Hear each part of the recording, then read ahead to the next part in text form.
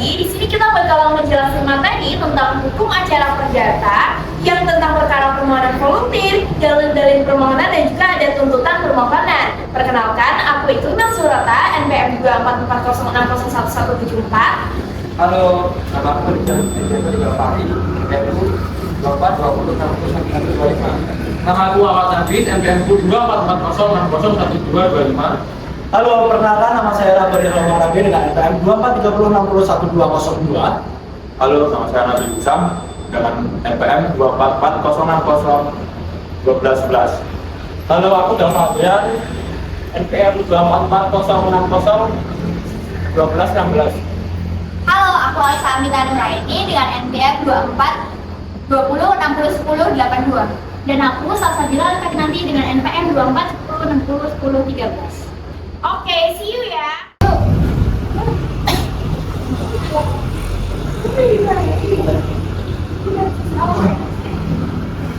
Kenapa pilih enter kami di sini dengan lemah lesu? Kenapa? Coba cerita ke kami. Pak Arban, aku daftar beasiswa tapi nama di akte kelahiran sama di KTP beda. Beda gimana? Di akte kelahiran Nabil Ihsan tapi di KTP Nabil doang. Ya tinggal apa ini sistemnya tuh ya identik. Enggak kayak gitu loh Dava. Ini tuh perkara permohonan volunteer, bukan edit foto. Jadi kalau misalkan ada kasus kayak gitu, harusnya penyelesaiannya tuh di pengadilan karena ini tuh masuk ke dalam perkara permohonan volunteer. Mana apaan? Kayak penuh cantik aja. Oke, jadi gini Nabil, perkara permohonan volunteer itu adalah perkara tanpa lawan. Jadi di sini tuh nggak ada penggugat dan juga nggak ada tergugat. Loh, berarti nggak ada kayak beberapa minggu di pengadilan gitu kan? Loh, enggak dong Sa, karena perkara permohonan volunteer itu cuma ada ganti nama, terus ada sahkan anak, terus ada penetapan ahli waris, dan yang terakhir itu ada pengesahan wasiat deh kayaknya. Yang pada saat masih pada bisa. Asal warisannya ada aja, dan cuma ada doang.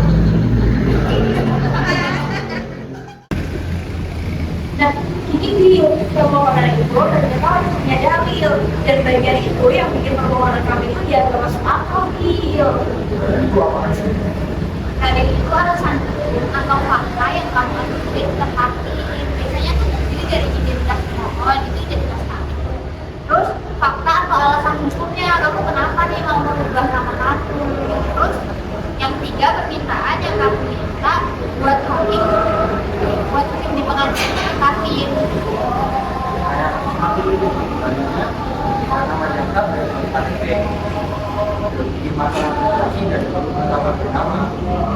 Jadi dia itu kayak kita lebih dari tim kita apa ya?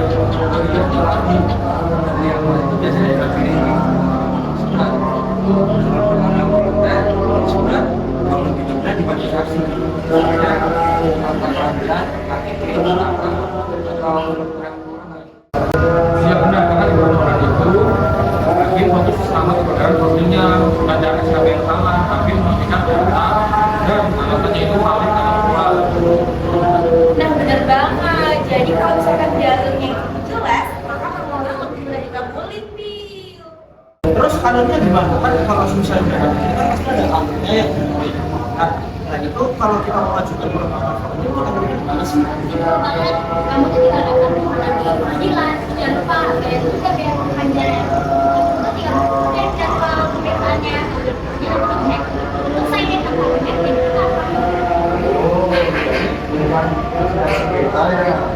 Iya. hakim memastikan kebenaran profil, bukan motif. Katanya ada tuntutan permohonan ya. Iya bener banget Fis. Jadi tuntutan atau permohonan itu adalah tuntutan resmi dari pihak penggugat atau pemohon kepada pengadilan. Nah itu tuh mengenai apa yang ingin diputus oleh hakim. Terus juga ada jenis-jenis tuntutan atau permohonan juga loh. Yang pertama ada deklaratorik, terus ada konstitutif, yang ketiga ada perintah. Sisanya apa sih kan? Itu pasti juga ada kan? Pasti ada ujian KTP. Terus untuk yang kelima itu ada restitusi atau pemulihan keadaan. Dan yang terakhir itu ada penetapan tersangka. Nah pasti kan teman-teman dari Merah ini kan masih belum pada tahu ya. Nah nanti bisa jelasin juga. Nah untuk yang pertama untuk deklaratorik itu ataupun pernyataan dulu. Nah meminta hakim menyatakan ada atau tidaknya suatu status atau hak. Contohnya, saya menyatakan sertifikat tanah atas nama tergugat tidak sah atau terlalu hukum. Nah, untuk yang kedua, yang konstitutif itu adalah mengubah status hukum atau meminta hukum mengubah suatu kelainan hukum. Nah, contohnya itu memerintahkan pencatatan pengangkatan wali di kantor catatan sipil. Nah, untuk yang ketiga itu ada perintah ataupun injuktif. Nah, itu seperti meminta hakim untuk memerintahkan melarang suatu tindakan. Nah, jadi itu contohnya itu seperti memerintahkan tergugat menghentikan kepada tanpa izin. Oke, terus aku mau jelasin yang selanjutnya ya. Jadi itu kalau misalkan ganti rugi materi dan materi itu adalah yang pertama material, kerugian nyata yang dapat didukung dengan uang. Terus kalau misalkan materi itu tuh kerugian non materi seperti nama baik ataupun penderitaan batin. Terus juga ada restitusi ataupun uang pulihkan keadaan semula. Nah ini tuh jelasin tentang kayak meminta pengembalian barang ataupun hak seperti sebagai terjadinya sengketa gitu loh. Terus selanjutnya itu ada penetapan sementara ataupun interim.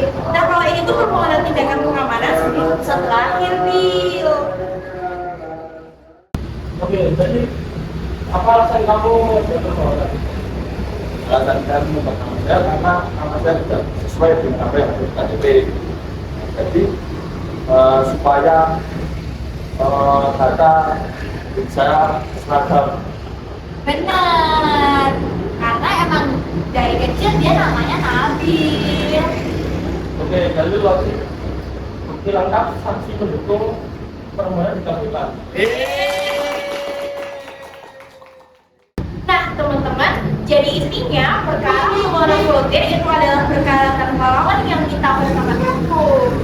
Dan ini juga harus jelas tentang siapa, kenapa, dan minta apa. Dan pastikan dokumen kamu konsisten biar nggak Ribet. Sekian penjelasan dari kelompok kita. Aku Nafis, aku Egi, Aku yang kelima. Aku Rabani. aku Nabil, aku Dafa.